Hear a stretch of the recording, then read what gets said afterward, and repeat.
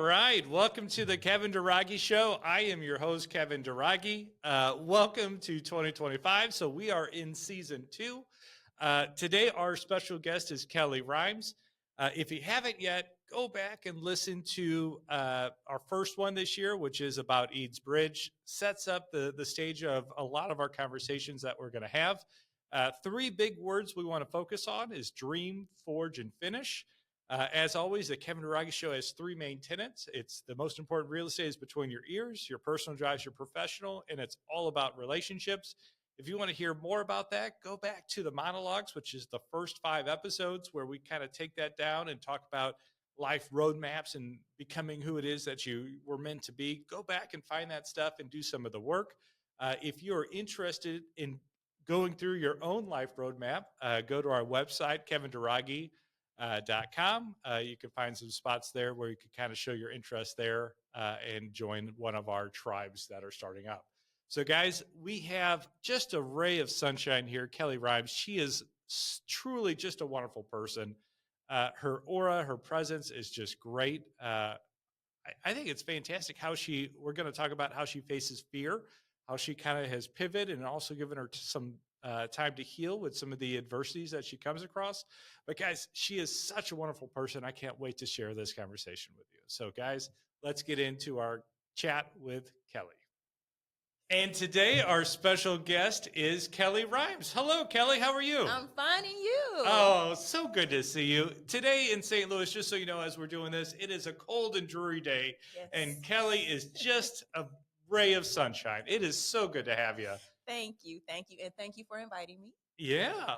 So props to you. I just heard that you just started your own podcast. What is it?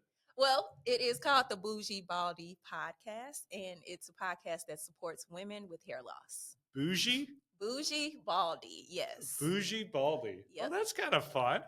Yep. So what inspired that? Me. Oh.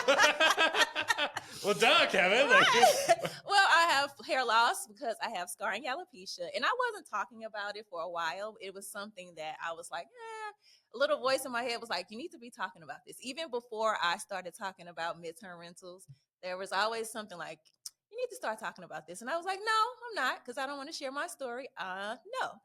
Then eventually it was just like, it got stronger and stronger. So I was like, okay, let me go ahead and follow this voice and jump into this. Awesome. So Bougie Baldie is me. Everybody used to call me Bougie when I was younger in my family, and I used to hate it. And I'm like, I am not. I just like what I like.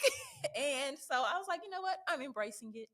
So that's why I called it Bougie Baldie. Bougie Baldie. Mm-hmm. So say the thing again. The what? Which part? The word that was really long. Scarring alopecia. Is that what you're talking about? Or that's pretty long. Is that long? Scarring alopecia? Scarring alopecia, yes. Okay. Yes, it's a form of alopecia. So alopecia is basically hair loss. It's different forms. It sounds like a Harry Potter spell. That's why I was like, scarring alopecia. Wow. That's what I was like, okay, wait, is this a real thing or okay. Yeah, it's a real thing. Okay. I'm sorry. I don't know, Kellie. These are real questions. I know. That's all I'm just going to educate. It's just a type of hair loss. That's all it is. So it's funny you say you had this voice. My little voice was one of my first coaches, right? Coach Chuck. And it was him basically saying, Kevin, the more vulnerable you become, the more powerful you'll be. And that's hence this show, right? The Kevin Duragi Show, where we really do talk about the behind the scenes side to real estate investors and entrepreneurs and stuff like that. I mean, we're talking about, these people talk about addictions. They're talking about health and divorces and loss of loved ones and, all this stuff, getting baptized into a cult, stuff that you want to hide in the closet, but it's also one of those, once you get it out, you're going to come across more people that are like, you know what, you need to talk to my wife. You need to talk to my husband. Absolutely. We've been dealing with this and, it's one of those skeletons in the closet. But then when you open it up and say, hey, here's everything, like, guess what? What can you possibly hit me with now? Exactly. So that's great. Congratulations on being able to, pronounce all those words, but actually going out on the, going out and kind of showing other people like, hey, you could have this and not feel ashamed or kind of get it out, because the more you do, people do come up to you and go like, thank you for sharing that. Definitely. I mean, people were coming up to me anyway, just asking me questions because they had hair loss and they're hiding it. And so I was just like, okay, you know what? I think these are signs. I kept getting all of these different signs. So this is the direction I'm going in. So I actually never knew that was why. I just thought you just have a beautiful head and you like to show it. Thank you. So, Most people say that. They think, yeah, they think I just did it out of choice. And I was like, well, kind of, because, I didn't have to make a decision. I am curious. Like, did you try to hide it with wigs and stuff? For a Yeah, while? definitely. I wore wigs. I don't know. Like, Yeah, you're making it sound like saying. Duh, Kevin. No, Kevin. I guess I really realized. And I was like, I guess you never saw me before. But yeah, I was like, yeah, I did. Like ever since I know you, like this is how I know you. Yeah, so. I would wear wigs I was wearing wigs for years before I was like, I'm not. In 2019 is when I actually like cut off my hair and was like, I'm done. This is what I'm doing. Good for you. Yeah. Kind of just embrace it. I just embraced it. But I mean, I had time. I had so many years to figure it out. It happened that young? I was in my late 20s when it happened, early 30s. So it's been about 18 years. Yeah. Goodness gracious. Is she inspiring you to stop dyeing your beard? Yeah, if this is me dyeing my beard, like I'm in for a world of hurt. There's I don't know if you can tell this. Oh. A friend of mine, people there. Okay. But they took this is a little messy now. And when I started a podcast, he made it for me. Oh, and he dyed all this white hair in the beard. And I'm like, you punk. Like, that is cute though. I like it. So, and ever since then, like more and more is popping up. I'm like, damn it, Steve, why'd you do that? So I guess, it happens. Yep. It's a part of life. Same thing. You could try to hide it, or it's like, hey, I earned these wisdom stripes. I'm just gonna keep them. Exactly. I might trim them up, but I'm not gonna dye them. Hey, as long as I have hair, like I'll just show it whatever color it is. It is right. Good. All right. So besides the Bougie Baldie, yes, which isn't why we brought you in, but so Kelly, you're known for midterm rentals. Yes. Yes. Midterm rentals. Yes. Well, I was also wondering if you did short term, but I've done short term in the past, but the focus is really midterm rentals, and then I have some long term rentals as well. Excellent. So first, define the difference between short term, midterm, and long term rentals. Okay. So short term is usually like your vacation rental. So that's going to be something you stay in for maybe 7 days. Normally, we just say it's 30 days or less, just to kind of give it a blanket statement. But that's where you go, you get on Airbnb for your trips and have fun, all of that. Midterm rentals, those are furnished rentals that you rent for 30 days to maybe 6 months on the average. That's my average stay, 6 months. But it's technically pretty much like, I guess 6 months would probably be the max, up to 9 maybe. It's not going to go up to a year. A year is going to be a long term. Yeah. Long-term rental, of course, like we already know, that's where we're living. That's where, we just put our furniture down. We make it our own. The midterm rental, we're going there to stay temporarily, whether it's for work, whether it's a life change, like maybe a divorce, and, you need to get things together. You're moving, need a temporary place to stay. So that is really where the midterm rental comes into play. So traveling nurses is a common thing that people talk about. Traveling nurses would be one. That's one of my big groups. I have other professionals that work in the area that stay in the properties as well. So I have a variety of people. Variety. Yeah. I love it. So is this midterm rental, is this a St. Louis thing or is this a nationwide thing? It's a nationwide thing. Okay. Now, when I got into it, I got into it right at during the pandemic, kind of the beginning. Okay. So at that point, it was still nationwide, but many people weren't talking about it. The term midterm rental wasn't even a thing. And when I started talking about it, I just called it like a corporate rental because that's all I knew, because that's pretty much what it is, right? So, it's relatively new, just in the framework of what we would call these different types of rentals. But it has spread. A lot of people are now doing it. You are so expressive. Like, this has been so nice. Like, talk, because like your eyes get big, your smile. I'm like, oh, this is so wonderful. Like, am I supposed to sit here like just dull? Like, I'm just like, oh, this is nice. Some people do. Well, I don't know if you see my hands. I'm kind of clapping along. I'm like, oh, this is so fun. So, how did you get into just real estate? Like, were you one day sitting in a corporate job going, you know what, I'm going to do corporate rentals? Like, how did that happen? Well, I got into real estate really, that was a long time ago. That was like probably in my early 20s. And I was in corporate America. I did not like sitting. I did not like sitting inside all day long, having a schedule, being stuck. I felt stuck. Reach. And I went to a seminar. It was actually a Rich Dad Poor Dad seminar. Yeah, Kiyosaki. And that was like my first exposure to the whole big sales and real estate and the whole big event type of situation. And I was like, whoa, there's something to this. Now, mind you, my grandfather on my dad's side, he had real estate. He was an entrepreneur. He owned a whole block. And my family still owns the whole block, but really, yeah, he owns a whole block in Pagedale. Actually, he had a landscaping business on the corner, and then he had a mechanic shop next to it, an apartment building next to that, and then around the corner, a single family house. So growing up, I was always exposed to like entrepreneurship, and I knew that the wealth was in land. Like that was always something that was just in me. Like if you have land, there's money coming from this some kind of way, right? Mm-hmm. He had tenants, he had his own business, so he was generating money. So when I went to that Robert Kiyosaki event, I was like, okay, I think I can do this, right? Like I think I can jump in here, I can do rentals and this, and so I did, but I did not like follow through, right? I tried a little bit. I got with a group of people who were my same age. We did not have the money to like purchase their like package. So we like pooled our money together. We bought it, and some of us kind of did it. Some of us fell off to the wayside, and it was just like, okay.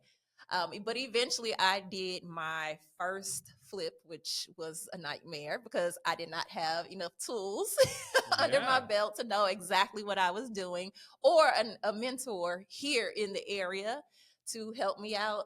I made it through. I sold the property, but after that, I was like, oh no, I am not doing another flip. I am not. This was horrible. Oh no. Yep. And so I was like, all right. Now, before that, though, as well, like kind of around the same time, I bought my first, it was a 2-family building, and I lived in one side, rented out the other. I was house hacking, right? So I was still aware, of course, the rentals. I like the money coming in, how that helped me, all of that. So I'm like, okay, maybe I need to just focus on rentals. So that's what I just decided to do. And then I moved into another 2-family later on and did the same thing. Just kept the first one, rented those 2 units out, lived in the second one, rented the other unit out. So now I have 3 units that are cash flowing, and I'm living in one. So I was like, I like this. And at that point, I was like, okay, let me learn more about real estate. And then I started getting into short sales. So really? I learned about short sales. When I tell you, I have dabbled in a few different things, but you have to do that when you get in real estate investing, because you have to really figure out what you like, what works for you. And that was just my phase. And I'm still going through phases of learning new things, because there's always something new to learn, right? So yeah, I got into short sales at that time. That's when everything was kind of booming. A lot of foreclosures were happening. Made my first big check. And I think that was $22,000 at that time. Oh, that's all it took. I could do this. Yeah, you got bit. Right. And I'm sitting in this job I don't really care about. I'm bored. I'm inside. Yeah, I think I'm going ahead and let that go. And we're going to do this real estate thing. Every once in a while, like you sit back and you go, I just got to check. And this is equivalent to somebody working really hard every day to do this. And I just made it. You're just like, part of you feels guilty, part of, because you're like, thank you. And it's like, man, some people work really, really hard in really tough conditions. And some days you're just like, yes. Yeah. And then some days you're like, why am I doing this? Like, why did I do this to myself? Yeah, I'm the worst boss ever, and I hired me. Like, why are you doing that? But I guess that is the storyline of most entrepreneurs, most leaders. So yeah. So you gave yourself a runway, right? So you started building up some rentals. You had a couple multifamilies using the house hacking policy, which if I would go back and knowing what I know, I would totally start with a house hacking mentality. I mean, it just seems so smart. Right. Now that I got a family, I got three, it's harder to go back, Yeah. into a half this or a fourth of a family, and it's like, When it's just you can you can deal who with it. cares, man? I'll just like now air I mattress. Yeah. would I live in the area that I bought that first house in? Today, no. But back then I was like, Yeah. hey, I'm good. Yeah, this isn't so bad. And then you get used to a couple things. And you're like, I like not having neighbors or people walking above me. Like, yeah. get used to that. Awesome. So, how long were you in real estate before you left the job?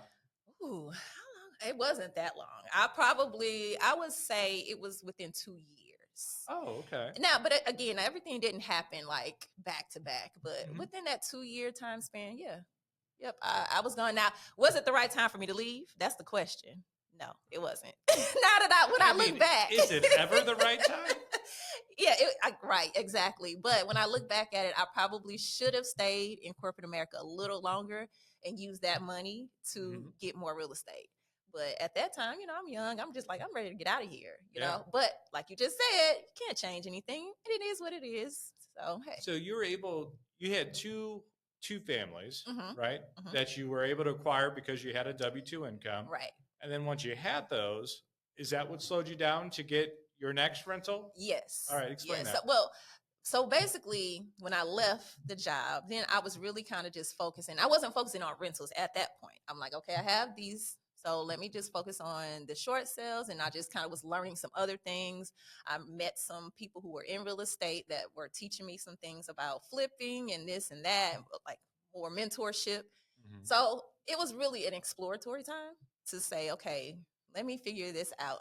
So I tried to work again with the mentor to do the whole flip thing. I still didn't like it. I still did not like it. Round 2 you didn't care for? I don't like it. It's just official. I don't like it. I think the part about it, I like to see the transformation. Yeah. I love that part. I don't like dealing with the contractors and making sure that this is on time. And if you don't get it done, I'm not paying you and having to deal with the stress. And because for me, that's drama and stress. And I'm just like, I don't want to deal with it. I feel like you're an adult. Do what you say you're going to do, when you say you're going to do it, and I can pay you. And that's just that simple. But it doesn't work like that. No, it doesn't. Does not work like that. How many did you have? The chuck in a truck, the guy who, I can't make it, my truck broke down. Did you get that one? You know how many different types of guys? Yes. I've had general contractors tell me something was done. And when I go to inspect to see if it's done, it's not done. And they have all these other contractors waiting to be paid. And I'm like, well, you're not getting paid. And then everybody's looking at me. I don't like it. Don't like it. Don't want it. No. I've had people tell me, I need the money early. My truck, somebody slashed my tires because your problem is not my problem. Yeah. Like, no. No. Did you do the job? And is it done correctly? No, you're not just going to get money from me.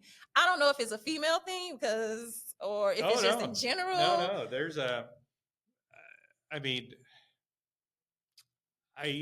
I'm heartless at times, but for the most part, I'm not. Like, I'm a softie on this stuff. I'm the one I'm like, help your mom out. Here's money for your truck. See? Like, but then it's usually me sitting at the end going, what happened? Can you finish the job? Yeah. Like, didn't you say it was going to be done? Like, I'm here looking and it's not done. Didn't you say it was done? Like, no.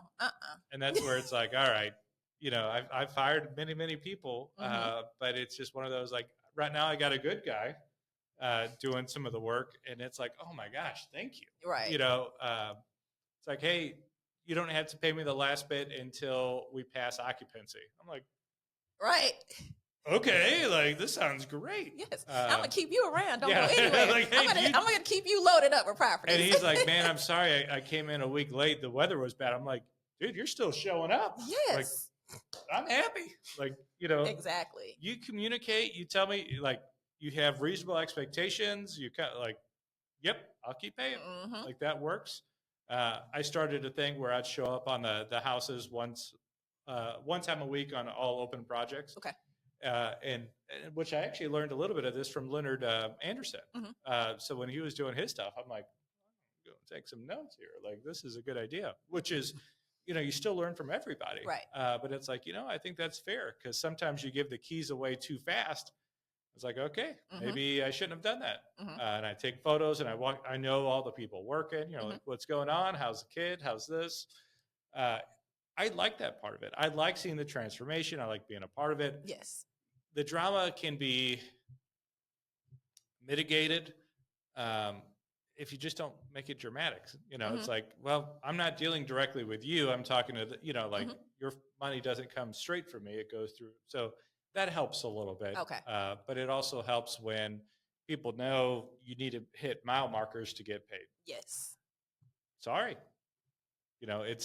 I've also have enough stripes on this one where it's like, okay, like I have done what you're asking. Mm-hmm. I'm not doing it today. Please get this done. Right. Figure it out. I'll pay you. I'll pay you that day when you get it done. But yeah. Yeah. So did you have any trouble finding money to start? Well, okay. So I remember on that first flip that I did, I got a hard money loan. That was not difficult. All right. Explain hard money. Hard money is basically you go to it's not a bank. I don't want to call it a private lender. That's a little bit different, but let's just say these are independent companies and they will loan you money for real estate if it qualifies under whatever their guidelines are. So that's basically what it is. There are different types of hard money lenders. Some will loan just on the property. Some will loan on the rehab and the property. Just kind of all depends. So that's kind of the gist. Yeah, Did that so explain it? it's using the real estate as the As the collateral, collateral, a hard yes. asset. Yes. Yeah, excellent. Yes. All right, so you found a hard money lender that lent on a property. You were able to acquire it that way. Is that something you recommend for other people breaking into it? Yes, I do. But you have to know how to manage money. You cannot be a person, if you can't manage your own money correctly, do not go out and get a hard money loan to manage somebody else's money incorrectly because you will get in trouble. So if you are a responsible person who can really manage money, yes, go to a hard money lender. And are you out of experience here? Or? No, not out of experience. But I just know this people. People are just people, and everybody's different. So I always think like that, like, hey, just to keep it out there, got to be responsible. Because it's not cheap money. It's not cheap money. It's, your percentages are higher, your points. So, that's what they call them. You have different types of fees. So yes, you're paying for this loan. You want to get out of this loan as soon as possible because the longer you hold it, the more money you're spending, which comes out of your pocket in the end, your profit. So yeah, you have to be responsible.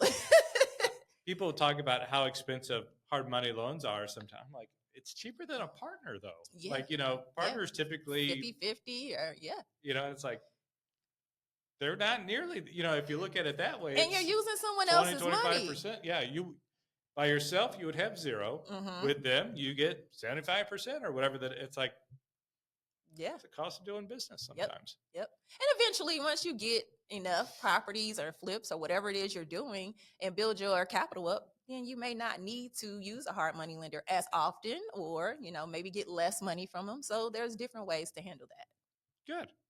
Good. So you broke in, you did a couple things. How did you decide to switch out of doing flips and focus on the midterm rentals? Like, how did that part? Because you're doing short sales, you're dabbling, right? So this was a journey again, because this is over so many years. I would get into real estate. I would do my thing. I would have my properties. Then I may stop.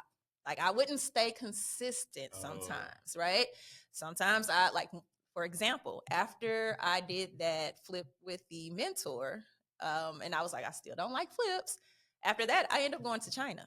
I went to China. You see, that's what I'm saying. I stopped for a minute and live life. I do. I went to China. I lived there for a year. Were you just like hungry? Like, you know what I need? I need some authentic Chinese food halfway around the world. Do you speak Chinese? Like, is this No. So I always wanted to live in another country. So I was in this point. China? No, let me tell you how it happened. I actually got a certification to teach English as a second language. That was my path to be able to live in another country and still get housing and, get things paid for and acclimate into that country. China just happened to be the job I got.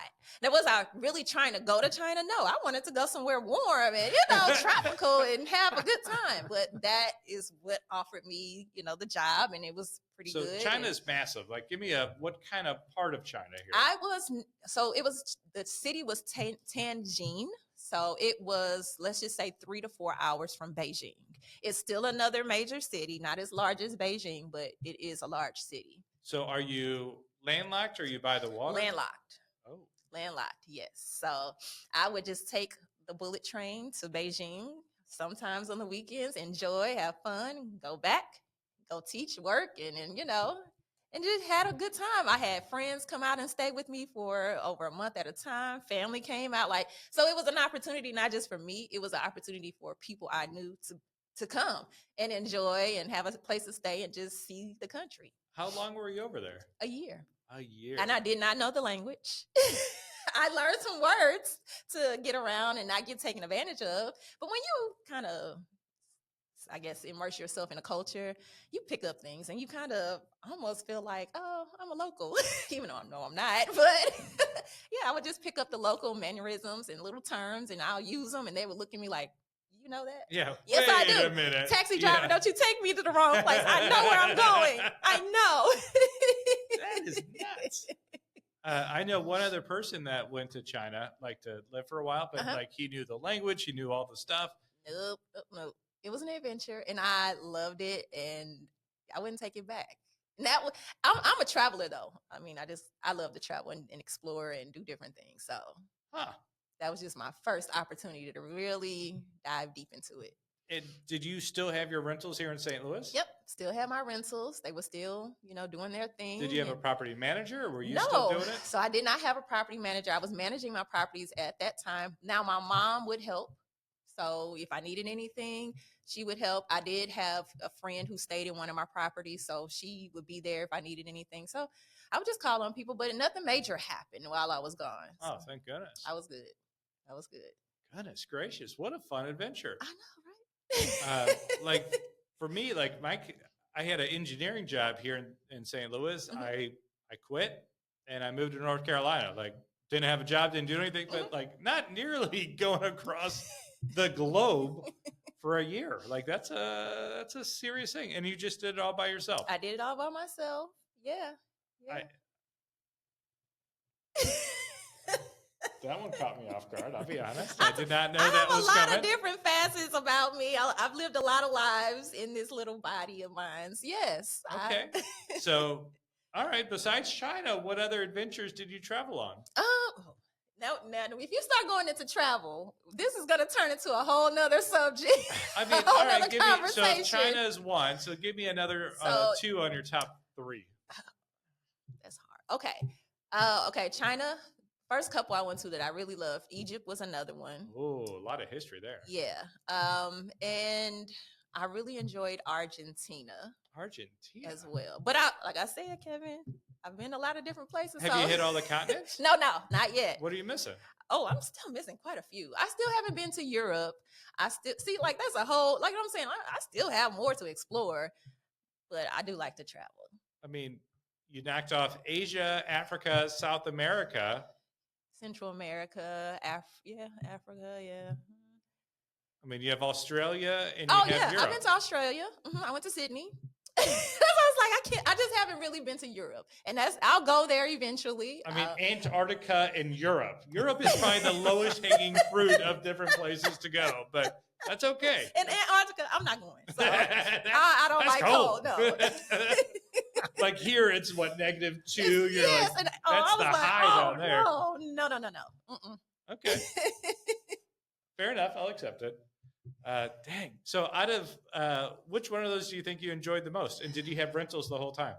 Okay. So some of those times I did not have rentals. So at one point, and I got married in 2014 and I moved to Arizona. So at that point, not nearly as exciting as some of these other stories, but okay. But at that point, I got rid of my rentals, and I was in Arizona, and I was just working and married, started a new life, and it was just trying to get acclimated then. So there were several years where I was not doing anything with real estate. I want to say probably a good 3 or 4 years where I didn't have anything. Then while I was in Arizona, my husband passed away. So I was like, Oh. oh, okay. I know. I'm sorry. It's not a sad I didn't story. know that. It is a sad story, but I'm okay. I don't want to make it a sad episode or Yeah, yeah. anything. But he passed away suddenly, and I was just like, I don't know what to do now. Like I had to figure it out again. Like life had changed once again. So I kind of sat still. I was in another job in corporate America because I'm just like, okay, well, let me just work and figure it out. Just give myself some time. And after a while, I was like, okay, I got some money here. Let me go ahead, get some rentals because, I need my money to make more money, basically. And I know that's just something that's ingrained in me. So let me just go ahead and start getting some more rentals. So I got rentals back here in St. Louis because, it's cheaper to get some here versus Arizona. Midwest is great. Like we're in the Scottsdale area? Yeah, I was in the Scottsdale area, living out there. And actually at that time, after that, I started the short-term rentals. So that's when I got into luxury short-term rentals in Scottsdale, Arizona. So I bought some regular, just single-family rentals here, long-term rentals. And while I did that, after I left that corporate job in Arizona, after I got bored again, or I was like, all right, I'm tired of this, tired of being inside the walls, time to get out. That's when I jumped into a luxury short-term rental. So I had a big house in Paradise Valley. It's a part of Scottsdale. Okay. Big house, like major house. And it was the only one I had because I didn't need any more because it made so much money. So it was like, okay, I just need to manage this. So that's what I did for the next couple, I don't want to say 2 years. I did One property was. One property. Yeah. That's all I needed. And you're doing it remotely. You weren't even in town. No, I was in Arizona still. Oh, okay. I was still in Arizona. So I was still hands-on. And that's one thing about me with the short-term rentals and mid-term rentals. I like to be a little bit more hands-on because there's just so much that can go wrong in those types of rentals with, people coming in and out and their expectations and, making sure you have everything. So I was here. That was my job. I solely focused on managing that luxury rental. And it was a job because I could sleep up to 22 people in that property. That's how big it was. So imagine the people who came and what they did at the property, right? They were partying or bachelor parties or, so it was just like. Tell those people to call me. So yeah, it was like I had to really stay on top of it. But yeah, I did that. Wow. Yeah. Okay. And then take me back. So now you're there. How do you get back to St. Louis? Okay. So after a while, I'm like, okay, I need to be near family and friends. Because after a while, is that 6 months? No, after the 2 years. Okay. So I was like, I need to be closer to family now because I'm by myself. I knew people there, but I did not have family there. I didn't have close friends there. So it was like, I need to just go home for a while. I just wanted to be in St. Louis just temporarily. I said, I'm going to give myself 6 months to a year and then go somewhere else, move somewhere else. The pandemic hit. I came back to St. Louis in 2019. Yeah. I think it was 2000. And the pandemic hit in 2020, March of 2020, right? Yep. And I was like, okay, well, I came back in November. And so it wasn't even that long, that I had been here. So I'm like, okay, I'm here. And I'm just going to ride this out. My nephew had been born at that time. And I had him, he was 3 months old. We were in the house chilling. He was my little buddy during the pandemic. So I pretty much was helping raise him and having fun doing that. And that's kind of what brought me back to St. Louis. And I ended up getting into the midterm rentals at that point during the pandemic. And was that in St. Louis or were you buying those elsewhere? Nope, in St. Louis. And you kept Arizona property? No. So before I left Arizona, I got rid of that property. Okay. Because remember, I'm a hands-on person, so I did not want to worry about that property being all the way here in St. Louis. Plus, I knew other people who had luxury rentals that tried to manage them remotely, and it was a nightmare. So I was like, no. So we're gonna get rid of that. And I was doing a rental arbitrage on it, so it wasn't. I just ended the lease when it was time to end it. Moved everything out, sold it, and just transitioned on back here to St. Louis. Oh, okay. So after the pandemic hit, had my nephew, we're doing these things. I'm like, well, how do I make money? Because Can't do short-term rentals. Like, what am I? Well, I could do short-term, but this isn't a luxury short-term rental market, basically. Yeah. So what do I do? And my mom was like, well, why don't you start renting properties out to the nurses? There are plenty of nurses coming in town, working at the hospital. So I Yeah. was like, oh, and I have nurses in my family, and we kind of talk. So I was like, okay, I can do that. I know long-term rentals. I know short-term rentals. So let's go ahead and let's just get it going. I don't know all of the things that I need to know, but I feel like I can get this going. And I just jumped in. So I found a property. It's in St. Anne, and it was just a little house, and it was for sale. Cute little house. I didn't have to do anything to it. I could just move right on in, put the furniture down, and get it going. So I bought that property and set it up, got it listed on Furnish Finder, and started renting it out. Just like that. Just like that, because there was a demand at that time. There was a big demand, right? So after that, I was like, oh, I need more of these. So let me go get another one. So I found another one in St. Anne because I was like, okay, these people are going to DePaul Hospital, right? So, or they're going to St. Charles. So I'm like, okay, let me get another one. Got another one, did the same thing, done. It was filled, okay. And I just kept going, right? But I went really fast. I went really fast. So I would say within 1 year, I went from one property all the way up to 5 properties. And, getting them set up, knocking them out, recording. That's when I started putting stuff out on like YouTube and talking more about it, because nobody was really talking about it. It was a few people, but not really. So I was like, well, let me just share the information. And that's how, people started learning more about it and contacting me and going from there. Wow. So do you still manage, or do you manage for other people, or? So I never managed for other people. I've only just managed my own midterm rentals, and I do still have some. Now, I did scale down. I got up to about 14 or 15 properties. Yes.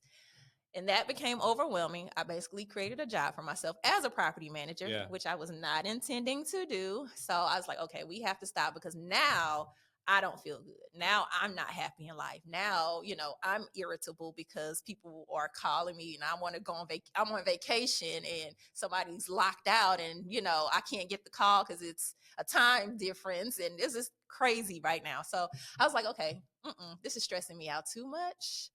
We got to pull it back. I was having great success, but I was like, I don't care. My health, my, my happiness, me being with my family, because I wasn't spending the time I needed to spend with the husband and kids and all of that. So I was like, okay, we gotta change some things. So I ended up starting to downscale, but some of this happened by choice. Like, some of it happened just because that's what was supposed to happen. Yeah. And I'm a person who's like, okay, I don't ever look at things like, oh, this is a downfall, or this is, negative, it happened to me. No, this is something that was supposed to happen. So I had, how many condos did I have in? I had a lot of condos in Brentwood.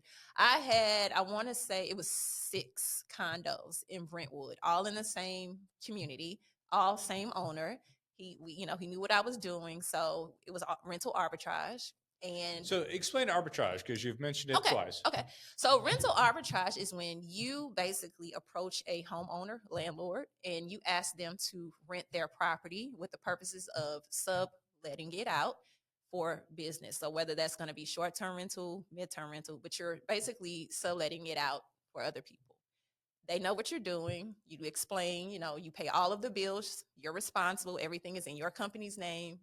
And this is what's happening. Once the landlord agrees, then you just move forward. So to him, you're a long-term tenant. Yes. To the other person, you're to the new tenant coming in, I'm you're pretty much owner. the owner. Right. So you basically took it over, paid their yearly rent, paid their rent, and utilities, all that stuff. You furnished it, and then had these other people come in and pay you much higher rent for a shorter period of time. Correct. I know people who set up arbitrage just like that, or they also do a percentage of profit. So how did you set it up? I just set it up straight rent. Now, I have offered owners like a percentage of profit if they're, like, let's just say they wanted to go up on the rent and it was cutting into the profit. Then I'm like, okay, either I'm gonna have to get out of this property or we're gonna have to do a profit split. I have offered that, but many of them haven't taken it. So I'm just like, okay, well, that's fine. But for those who will, then yeah, but I haven't really had that situation, or I'm not in that situation. All of mine are just straight rentals. So what do you do, like, um, if you do shut down, from 15, say, what, down to 5? Mhm. What do you do with those extra 10 set of bed sheets and Yes. couches, Oh, and what yes. do you do with all the things? So this was the fun and the joy of 2024, because I had to shut down all of these in 2024, like back to back within I mean, months. that's last year. Yes. Okay. I'm like, Yes. in case you didn't know, that was pretty That recent. was recent. Like, yes. So I would sell as much as I could on Facebook Marketplace. It was good furniture, so that wasn't hard to do, especially in Brentwood. Not Yeah. hard to sell stuff. Anything that did not sell and it was still in good condition, I would donate to a nonprofit organization. So there's a profit organization called Home Sweet Home. I believe that's the name of them. They basically furnish houses for people who are low income, maybe have been homeless, maybe women who are escaping domestic violence and getting their first apartments, So they need furniture, they need household items, they need all of those things. So I gave a lot to them, and I feel good about that, because I was like, okay, I'm sorry. So I'm like, oh yeah, that's going for a good purpose. So if it goes there, and if it's trash, it just goes to trash. That's just it. Now, some things I did keep just in case it needed to be a backup for another property, like, maybe silverware tends to disappear, like little things I do keep and store away. And if I need to replace it, I have to, my garage, my storage, and just go replace some things. Okay. So you had, if somebody is doing your strategy here, short-term, midterm rentals, Mhm. you have a what do you call it, a storage unit with a couple extra TVs, couple extra remotes, toilet paper, paper towels. Right. I didn't really keep the TVs and all of that. I just was like, you'll just get rid of it. You can always get another TV. That's not I mean, a big deal. Costco is pretty convenient. Yeah, like it's just those things that you normally have to replace a lot, like the towels, the sheets, those things that, they wear out. Those are the types of things I kept. Nice. Yeah. Plus, it's always nice to have nice sheets. Yeah, And of course, that's important, huh? Geez, how many mattresses would you buy? Well, the trick I used was I would get platform beds. So I only had to get the mattress. I didn't have to get like the box spring bed mattress. And I would get my mattresses from the not the Goodwill, is it St. Mary's or St.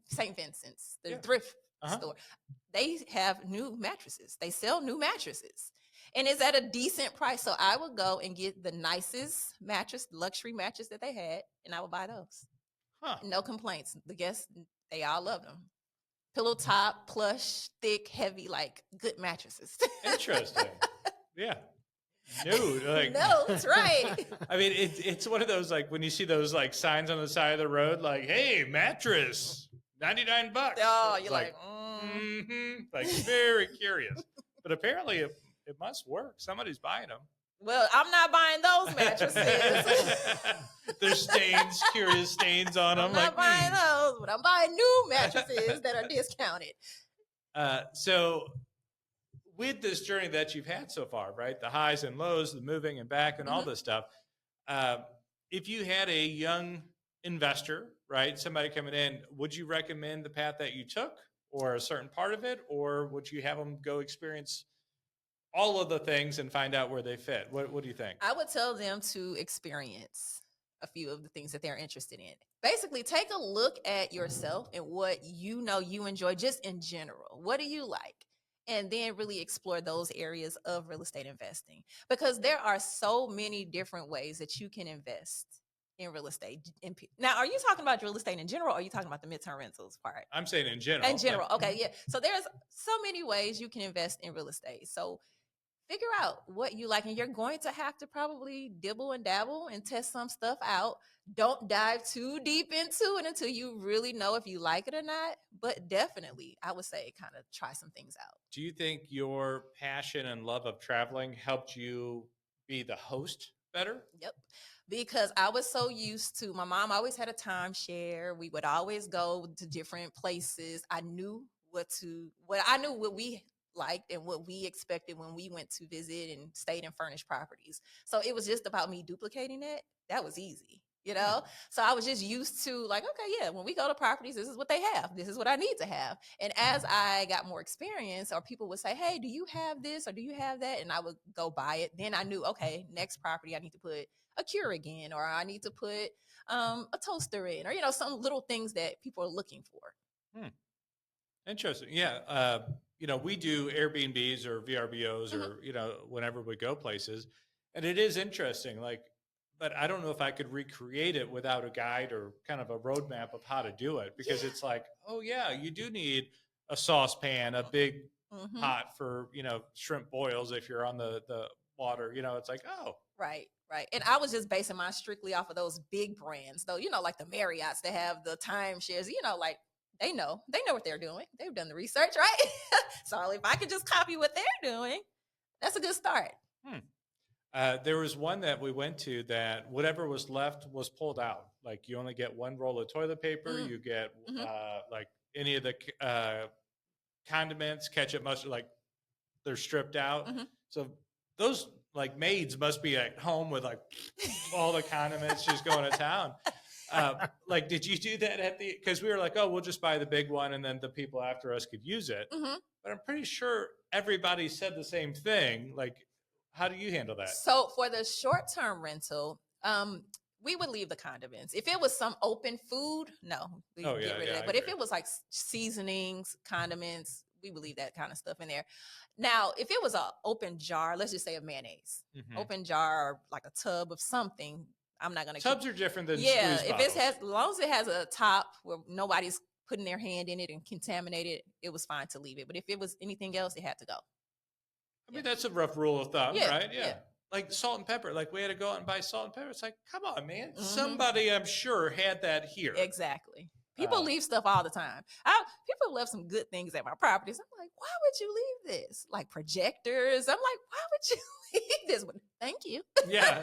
You're like, goes to my house. Exactly. Actually, there was movies in the backyard. Okay. The last one we did, we're packing up. I'm not a big fan of buying all the souvenirs, right? My kids and my wife, they buy all the things. I don't really care. And I was packing up and I'm like, man, whose shirt is this? You know, it was on a different part of the ledge. And Cammy was like, oh, I guess it was here. I'm like, this is mine now. Like, it is now one of my most favorite shirts. You know, it's like, I would have never bought it, but since it was there, I'm like, all right. Yeah, and people, I mean, they just leave stuff. I mean, it's not that they just forgot it. They just like, I can't pack this, or I'm not taking it, or I don't need it. And they just leave it. Okay. Yeah. Thank you. I was like, I appreciate it. Like, this is nice and thick. Like, I feel pretty good about myself. Yeah. Like, good. All right. So we talked a lot of real estate there. And we also talked about like facing some of your fears already, whether we didn't necessarily say that, but I mean, that is some of what you were talking about. And I find it fascinating. You had this itch and you scratched it, right? You used the term of like my voice. I needed to do this. A, to travel, B, to, talk about hair loss, scarring, alopecia. Actually, what is that? It's a food, isn't it? Empanada. Yes. Empanada. Which is pretty good. Yeah, we're getting close to mealtime, I guess. Like, I don't know what that is, but I might need one. So what do you think are some of the fears that were the scary things, but you turned around and faced it? And what helped you do that? Oh, scary things. I think in real estate, getting into a new property, doing whatever it is you're doing is always scary because there's always going to be some unknown. And I'm not saying it's scary like fear, like, oh my gosh, but just be prepared. Like there's always going to be something that you just are not aware with that property. So really just having an open mind and just being open, like, okay, I'm not going to stress out about this. I'm prepared. There's going to be a contingency here. You know, if I need extra money for whatever, even with the midterm rentals, if I need extra money to buy something that I wasn't prepared to buy, just know that it's there. You know, just prepare yourself for that. So just push past it. That's it. That's how I really do. When I feel like I'm afraid or I'm a little nervous about something, I always do it because I feel like I can't let fear hold me back from anything. So I guess that's just a way for me to like just go move forward. I just like, okay, I'm scared, huh? All right, let's do it. Well, because I'm thinking like you have a big personality. I've seen you speak on stage. I've seen you on panels. You've started a podcast. You picked up and moved to China for a year. Like, you're doing all these things that are like, eek, to many people, right? Uh-huh. Not everybody has the same skill set that you have to do this, right? But I also, that said, like, you have a warm and greeting thing where like people want to be around you. They want to be part of your world, right? Mm-hmm. So, but you got to be scared at some point about some of this stuff. And that's where it's still like, oh my gosh, how did you do? Like, is fear just not a thing you have? No, it's a thing. I just do it anyway. I do it anyway. I'm telling you, if it comes up, I know that I cannot allow anything to hold me back. Now, granted, there are going to be times where you have fear, and that's really something you need to pay attention to because there may be a danger. But the things that I get scared about, like if it's not a danger to my health or danger to anybody, something like that. If it's just really something in my mind, no, I can't let that hold me back. I can't. So I just push forward. I push forward. I do it. Sometimes I don't know what I'm doing. So, you know what I mean? Sometimes I'm doing it like, okay, I don't know if this is right or wrong, but I'm doing it because I know any step forward is going to be progress. Even if it's not perfect at first, so what? It'll get perfect. It'll get better along the way. So our theme for this year, so our guiding principles overall is the most important real estate is between your ears. Mm-hmm. Your personal drives your professional, and it's all about relationships. So that's the big concept, right, of life and real estate, etc. This year, we're following the themes from the Eads Bridge, right, which is dream, forge, and finish. So using those three words there, corporate America, Kelly, right, going back there, did you have a dream of becoming a real estate investor? Was it a dream of self-sufficiency? What was that vision that gave you the motivation? Yeah. My vision was always to be able to travel freely, live anywhere I wanted to live, and have passive income. That was really ultimately like where I was getting or trying to go to. The long-term rentals were always going to be a retirement plan. That from the beginning, even back in my 20s, it was always like, no, this is something that I know will sustain me when I'm older because, when you're an entrepreneur, you're not really well.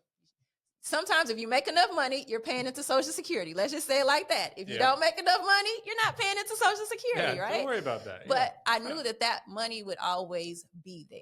So that was always my intention. Today, that's still my intention. Like I'm moving closer to it. I mean, we're actually leaving in June to be out of the country, probably for at least the summer. We know that.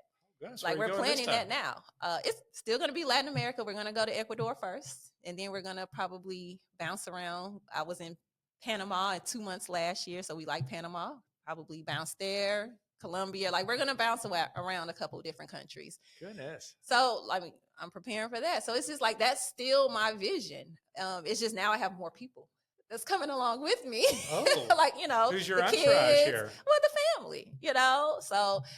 I never thought about having a family going and traveling and, for long periods of time, but now I do. So it's like, okay, this is going to be a new adventure. Wow. Yeah. So it's for the summer. I want the kids exposed I want them to learn soccer in Latin America. I want them to learn they're learning Spanish now, but I want them to perfect it. And we're all in Spanish class. So we're going to perfect our Spanish and we're going to get more fluent and we're going to enjoy it. Oh my gosh. Yeah. Quite impressive.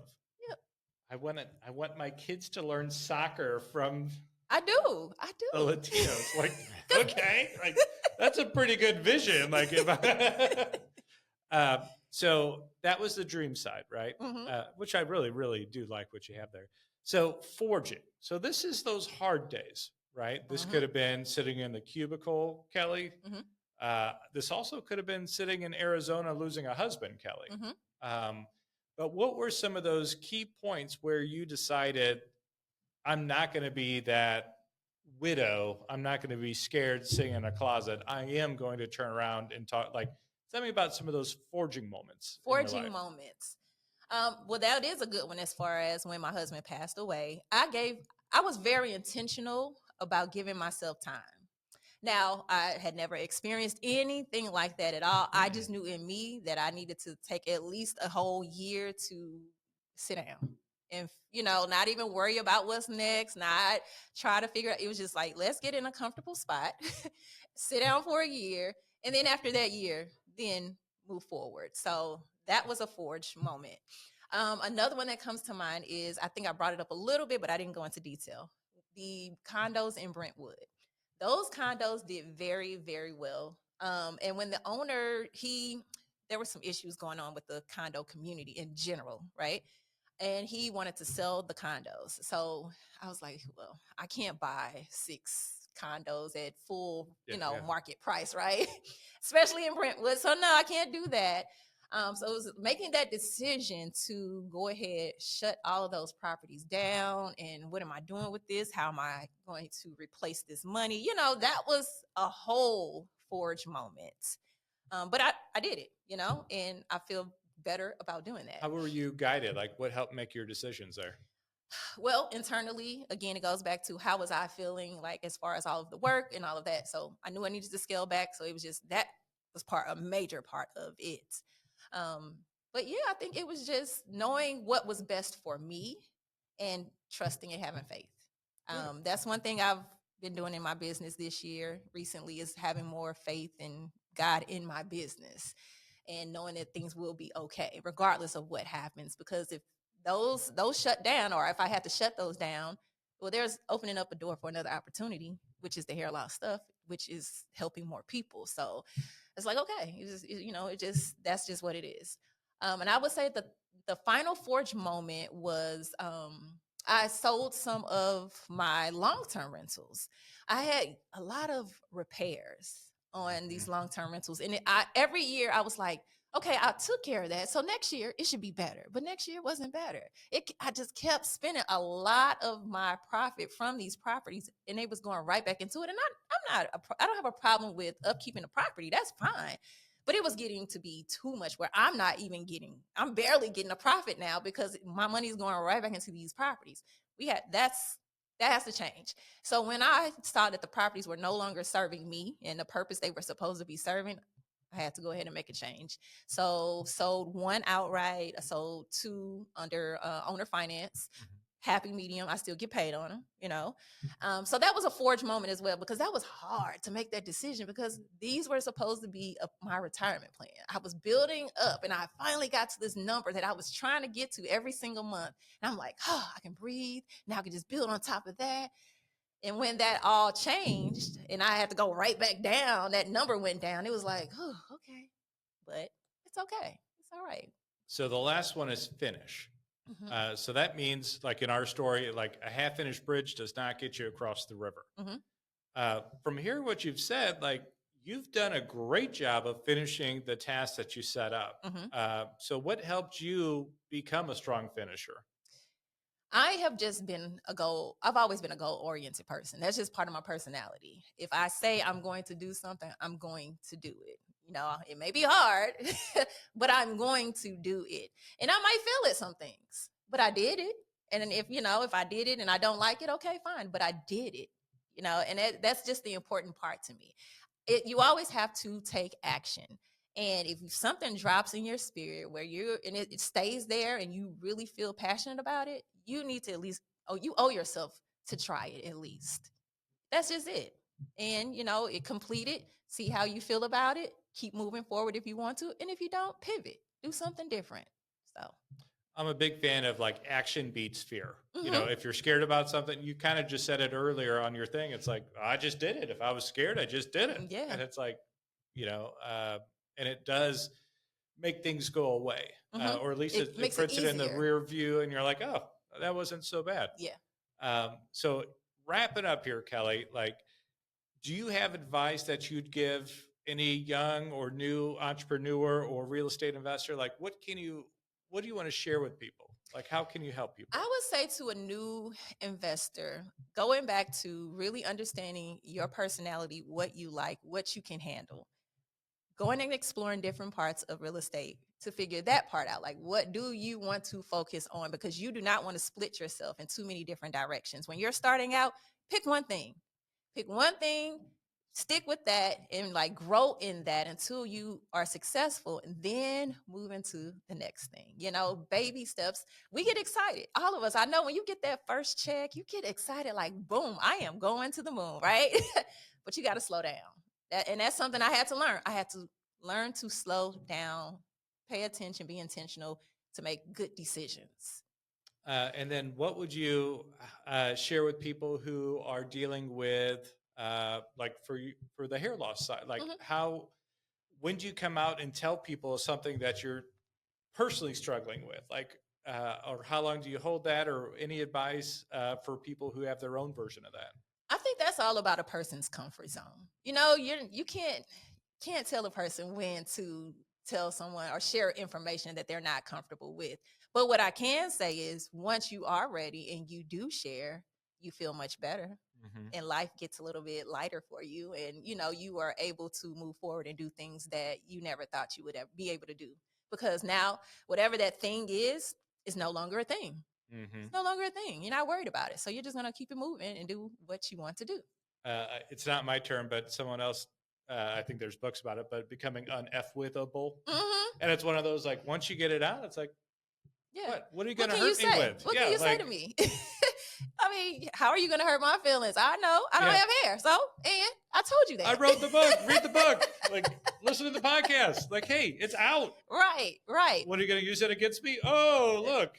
But you also become a representation for other people who have not shared their story. Has anybody ever been your enemy? Like, no, you don't seem like you're that person.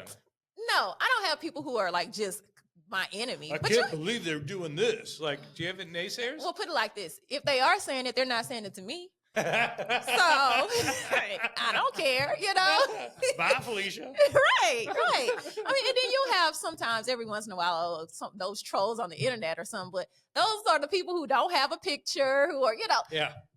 Sometimes I'll deal with them if I feel like it. Sometimes I'm like, you know what? I got the time today. What did you say? Yeah. Okay, let me respond. J567. To you. Yeah. God bless your heart. You know how you go back to the old school and the older people when they had a problem or an issue with something. Bless your heart. I learned that when I lived in the South. It was like, bless her heart, and then like you lay into them for like, you're like, oh. But you're nice about it. It's like a nice, nasty, like, bless your heart, but let me tell you about yourself. Yeah. Wow, watch out for this one. Buckle up. My heart is blessed. Oh, Kellie, it's been so fun talking with you. You really, I don't know how well it shows up on camera or this other stuff, but you really do light up the room. Thank you. Just with your smile and your presence. So you're doing a great job. Thank you so much for being on here and kind of sharing your story and kind of your journey with us. Good luck to all your travels with the family. Good luck with your podcast. If we could be of any service.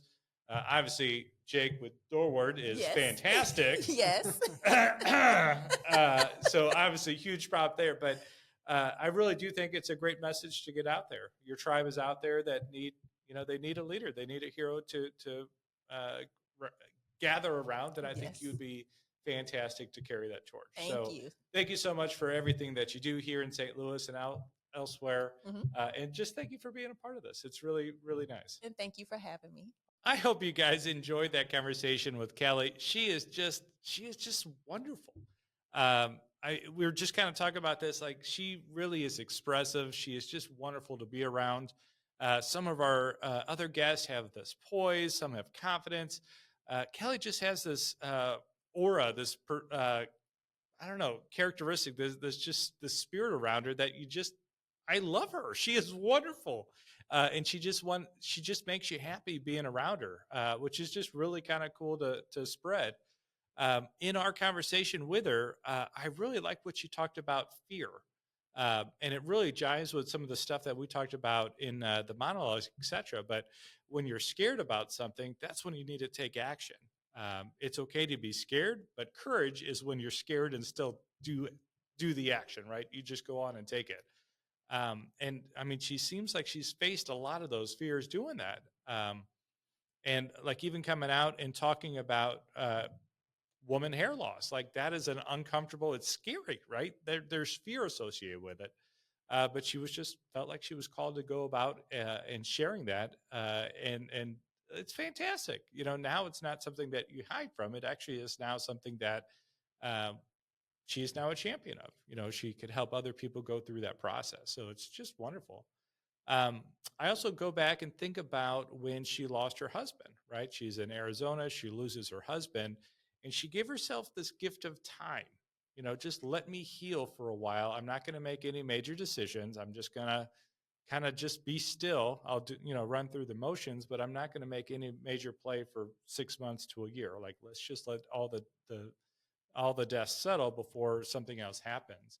And I think sometimes as individuals, as people here, we don't give ourselves time to grieve, time to process. We just think we're supposed to be able to go back to work the next day and be fully operational. At this time, I think she was W-2, but I wonder if she was doing, like in my case, when my dad died, like my business melted because there was nobody else to take over my job. Right, I was holding all the hats, and hers, I'm sure she had some days where she kind of mentally checked out here or there. We didn't talk about that.